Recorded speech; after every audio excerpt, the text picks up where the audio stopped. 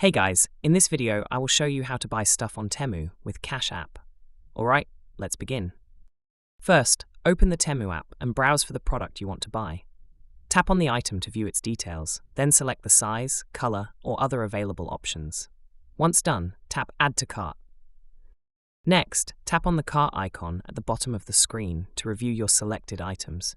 Make any necessary changes, then tap Checkout to proceed. On the checkout page, scroll down to the Payment Methods section. Here, you need to enter your Cash App card details, including the card number, expiration date, CVV, and billing address.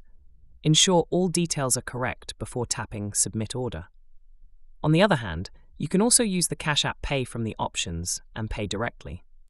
Once you place the order, the payment will be processed and you will receive a confirmation. So that's basically how you can buy stuff on Temu with Cash App. And that's it for this video. If you find this helpful, consider subscribing and giving this a big thumbs up. Thanks,